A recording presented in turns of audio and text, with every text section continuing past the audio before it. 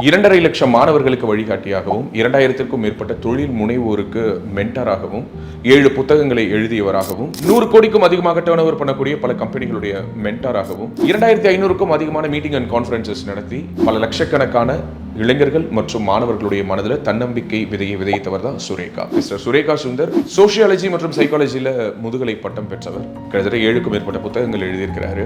வணிகாலஜி என்ற பெயரில் அவருடைய யூடியூப் சேனல்ல தொடர்ந்து தமிழர்கள் வணிகத்தில் சிறந்து விளங்கிய பண்டைய காலம் தொட்டு இன்று வரை தற்போதைய ட்ரெண்டுக்கு ஏற்ற மாதிரி பிசினஸை எப்படி அணுகணுங்கிறது தொடர்பான பல்வேறு சூட்சுமங்களை ரொம்ப எளிய விதத்தில் அழகான தமிழில் சொல்லிக் கொடுக்கக்கூடிய திரு சுரேகா சுந்தர் டேலண்ட் ஃபேக்டரி என்ற நிறுவனத்தினுடைய சிஇஓவாகவும் இருக்காரு. அவருடைய வணிகாலஜி வீடியோ சீரிஸ் இப்போ எக்ஸ்க்ளூசிவா பேசு தமிழா பேசுவில் உங்களுக்காக.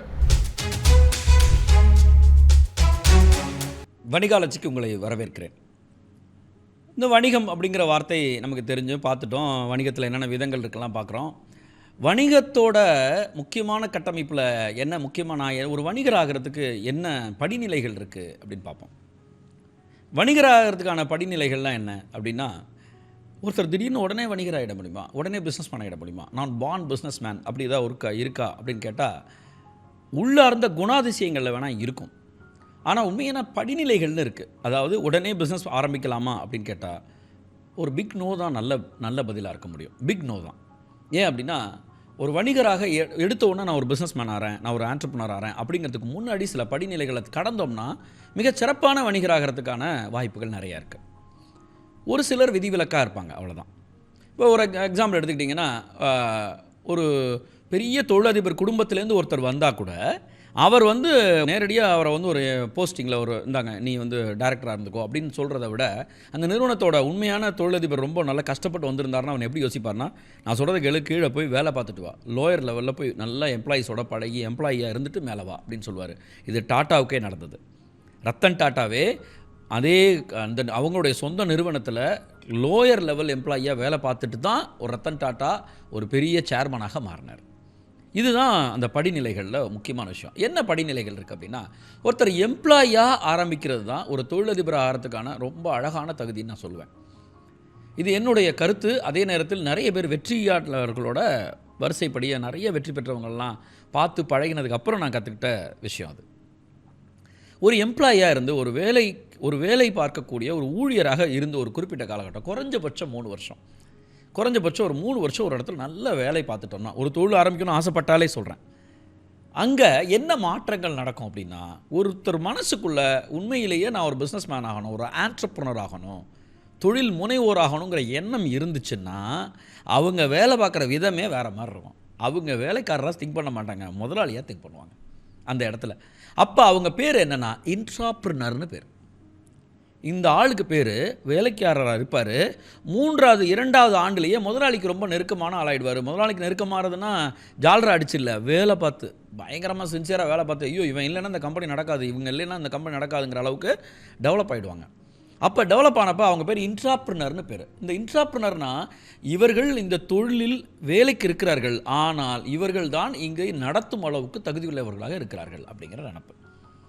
இன்ட்ராப்ரனராக இருந்தாச்சு, ஒரு 3 வருஷம் ஆச்சு, சரிப்பா நம்ம வெளியில் போய் ஒரு தொழிலை ஆரம்பிப்போம் அப்படின்னு ஆரம்பிக்கும்போது ஒரு பயம் இருக்கும். பெரிய பிஸ்னஸ் எல்லாம் ஆரம்பிக்க வேணாம், லேசாக ஏதாவது ஆரம்பிப்போம், ஒரு ஸ்டார்ட் அப்பாக ட்ரை பண்ணுவோம் அப்படின்னு இருக்கும்பொழுது முடிஞ்ச வரைக்கும் எல்லா வேலையும் தானே எடுத்து செஞ்சு போட்டுக்கிட்டு ஒரு சேல்ஸ்மேனாகவும் சரி, அக்கௌண்டண்ட்டாக, மார்க்கெட்டிங் அசிஸ்டண்ட்டாக, ஒரு எம்ப்ளாயியாக, வேலையும் பார்க்கக்கூடிய ஆளாக, மேனேஜராக, எல்லா வேலையும் ஒத்தாளாக பார்க்கக்கூடிய ஒரு ஆளாக மாறி தான் வெளியில் வருவாங்க.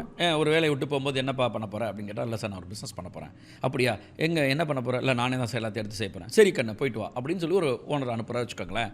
வெளியில் வந்தோடனே இவர் பெரிய செட்டப்லாம் பண்ண மாட்டார், பண்ண முடியாது. சில பேர் பண்ணுவாங்க.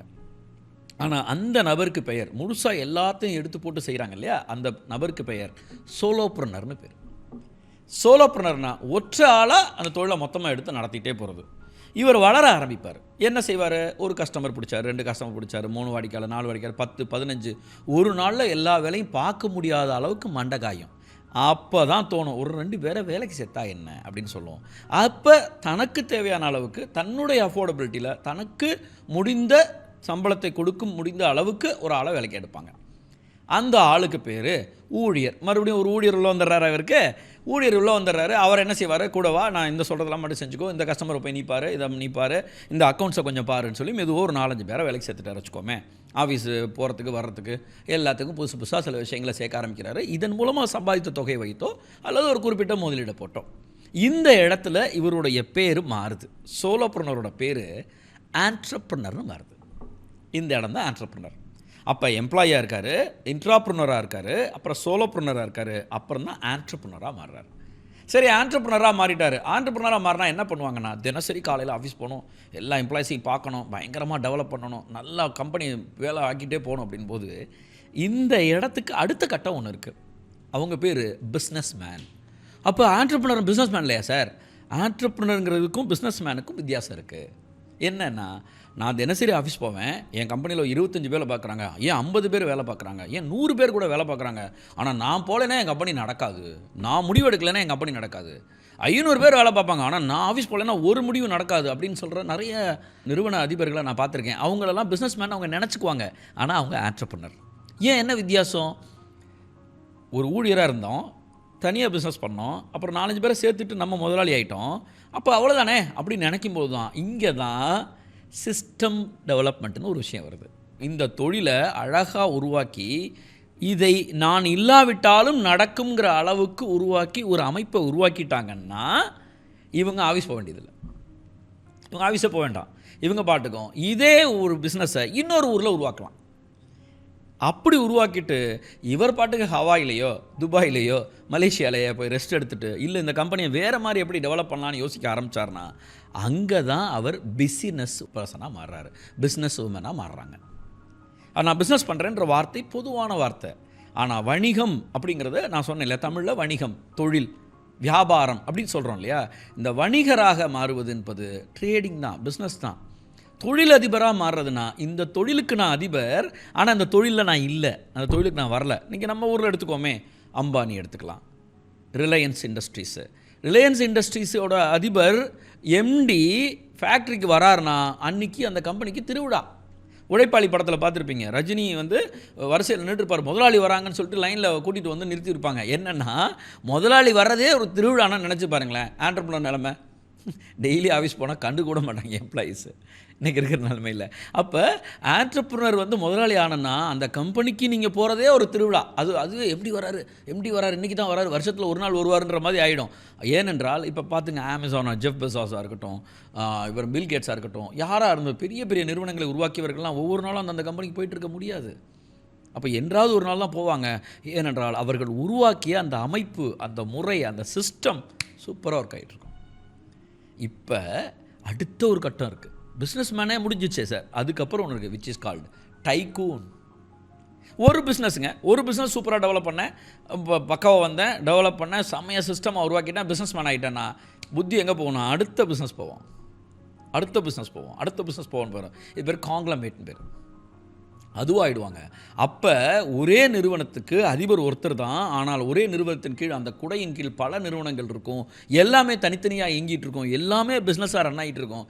இவர் ஜாலியாக தெரிவார், இவர் பேர் தான் டைக்கூன். நம்ம இந்த சாதனையை நோக்கி தான் போகிறதுக்கு தான் இந்த வணிகாலஜி.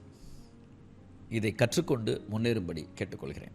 இவ்வளோ நேரம் இந்த வீடியோவை பார்த்த எல்லோருக்குமே நிச்சயமா இந்த வீடியோவிலிருந்து ஒரு டேக்அவே இருக்கும்னு நான் நம்புறேன். தமிழ்நாட்டினுடைய மிக முக்கியமான ஒரு மென்டாரா பல்வேறு நிறுவனங்களுக்கும் தொழில் முனைவோருக்கும் விளங்கக்கூடிய திரு சுரேகா அவர்களுடைய வணிகாலஜி சீரீஸினுடைய வீடியோஸ் பேசு தமிழா பேசுவில் தொடர்ந்து வர இருக்குது. கூடுதலாக வணிகாலஜி யூடியூப் சேனலுடைய லிங்க் இந்த வீடியோடைய டிஸ்கிரிப்ஷனில் கொடுக்கப்பட்டிருக்குது. அதன் மூலமாக வணிகாலஜி சேனலை சப்ஸ்கிரைப் பண்ணி திரு சுரேகா அவர்களை பின்தொடருங்க. நன்றி, வணக்கம்.